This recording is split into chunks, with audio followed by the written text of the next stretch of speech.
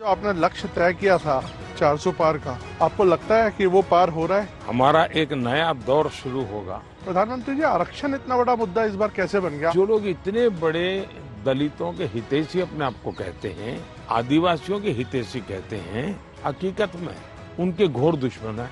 संविधान की पीठ में छोड़ा भोंका दिया है। अभी कोलकाता हाई कोर्ट का सर एक ऑर्डर आया है जिसमें 2010 के बाद जितने ओबीसी सर्टिफिकेट। ये बस सर, आपने समय दिया हमें इतने व्यस्त टाइम पर, बहुत शुक्रिया है। एएनआई के तो दर्शकों की संख्या भांति भांति की है, तो उन सभी दर्शकों को नमस्कार। मोदी जी, अब लगभग आखिरी दौर आ गया है चुनाव का। क्या जो आपने लक्ष्य तय किया था 400 पार का, आपको लगता है कि वो पार हो रहा है? क्योंकि विपक्ष तो कन्विंस्ड है कि ऐसा नहीं हो रहा है। वो कह रहे हैं कि 220 240 होगा। आखिरी दौर शब्द प्रयोग किया आपने, मुझे उसमें बहुत सी चीजें नजर आ रही है। एक, हमारा एक नया दौर शुरू होगा, उसका उसके अंदर संकेत है। दूसरा,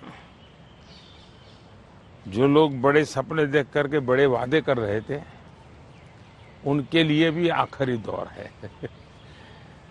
तो चुनाव का आखिरी दौर ऐसा इतना नहीं, उनकी स्थितियों का भी आखिरी दौर है। प्रधानमंत्री जी, आरक्षण इतना बड़ा मुद्दा इस बार कैसे बन गया? आप तो माइक्रो चिप्स और मैन्युफैक्चरिंग इस पे बात हो रही थी, लेकिन आपको बार बार हम आरक्षण पे बात करते हुए क्यों देखना पड़ रहा है? मुझे नहीं करना पड़ रहा है, मुझे सचेत करना है मेरे एससी, एसटी, ओबीसी और अति पिछड़े भाई बहनों को, क्योंकि इनको अंधेरे में रख करके ये लोग लूट चला रहे हैं। और चुनाव एक ऐसा समय है कि जो सबसे बड़ा संकट आ रहा है, उससे देशवासियों को मुझे जागरूक करना चाहिए। और इसलिए मैं आग्रहपूर्वक जनता जनार्दन को समझा रहा हूं, क्योंकि ये दो चीजें हो रही हैं। एक, भारत के संविधान की मूल भावना का हनन हो रहा है, संविधान की मर्यादाओं को तार तार कर दिया जा रहा है, और वो भी अपनी वोट बैंक की राजनीति के लिए। अब मुझे याद है, मैंने हाउस में कभी कांग्रेस के नेताओं को सुना तो वो ये कहते थे कि पीएसयू का प्राइवेटाइजेशन कर रहे हैं आप, तो आप आरक्षण मिटा देना चाहते हैं। अब रियलिटी तो है नहीं, गप्पाजी कर रहे थे। लेकिन मेरे सामने आया कि जो लोग इतने बड़े दलितों के हितैषी अपने आप को कहते हैं, आदिवासियों के हितैषी कहते हैं, वे हकीकत में उनके घोर दुश्मन है। इन्होंने रातों रात एजुकेशनल इंस्टीट्यूशंस को माइनॉरिटी इंस्टीट्यूशंस बना दिया। माइनॉरिटी इंस्टीट्यूशन बना दिया तो उन्होंने आरक्षण उसमें खत्म कर दिया। अब उनके अधिकार क्षेत्र में नहीं था, वैसा एक नियम बदल दिया उन्होंने, और यूनिवर्सिटी तक को माइनॉरिटी स्टेटस दे दिया। अब दिल्ली में ही जामिया मिलिया जो यूनिवर्सिटी है, उसको उन्होंने माइनॉरिटी बना दिया, उसमें सारे आरक्षण खत्म हो गए। एडमिशन में भी नहीं, नौकरी में भी नहीं। और बाद में तो चीजें उभर करके आई कि करीब करीब 10,000 ऐसे इंस्टीट्यूशंस हैं जिसको इस प्रकार से आरक्षण के जो एससी, एसटी, ओबीसी का अधिकार था, वो पिछले दरवाजे से उसको छीन लिया गया है, संविधान की पीठ में छोड़ा भोंका दिया है। बाबा साहब आम्बेडकर ने जिस सपने से ये व्यवस्था खड़ी की थी, उसको इन्होंने वोट बैंक के लिए गिरवी रख दिया है। तो ये एक चिंताजनक बातें मेरे सामने जब आई तब मुझे लगा कि मेरा दायित्व बनता है कि मैं देश को अवगत। इतने में इनका मैनिफेस्टो आया। इस मैनिफेस्टो ने और चौंका दिया, और इसलिए मैंने पहला मैनिफेस्टो पढ़ देखते ही मेरा पहला कमेंट था कि ये मैनिफेस्टो पर मुस्लिम लीग की छवि है। तो 2-3 दिन तो उनको लगा कि इसका जवाब देने की जरूरत नहीं है, ये अपने आप ही बात खत्म हो जाएगी।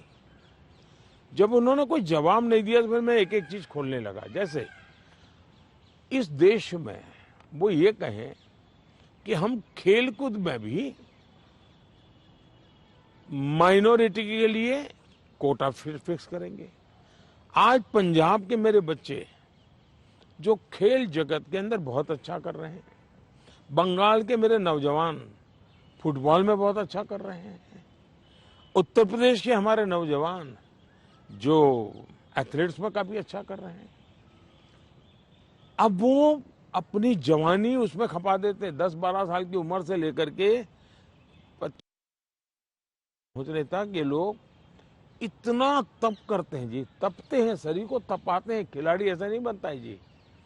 और सुबह रात को नींद नहीं आती, सुबह 4 बजे उठ करके चले जाते हैं। अब कहते हैं नहीं, ये माइनॉरिटी के लिए कोटा होगा। तो ये मेहनत करने वाला मेरा नौजवान जाएगा कहाँ जी? उनका क्या होगा? दूसरा उन्होंने कहा कि देश में अब जो टेंडर होंगे उस टेंडर में भी वे माइनॉरिटी के लिए आरक्षण करेंगे। मतलब ये हुआ कि आज मान लीजिए कोई कहीं पर बहुत बड़ा महत्वपूर्ण ब्रिज बन रहा है, उस ब्रिज में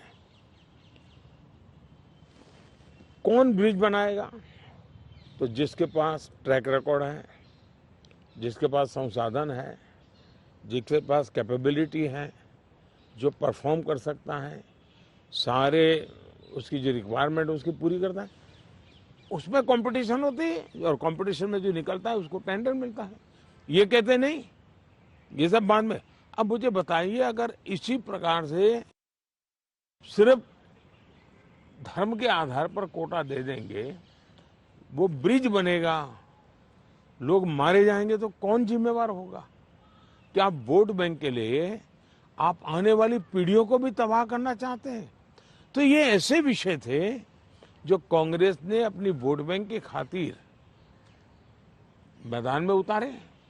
तब मेरा कर्तव्य बनता है कि मैं मेरे दलित भाइयों के अधिकार के लिए लड़ूं, मेरे आदिवासी भाई बहनों के अधिकार के लिए लड़ूं, मेरे ओबीसी पिछड़े भाई बहनों के अधिकार के लिए लड़ूं, और इसलिए मैं लड़ाई लड़ रहा हूं।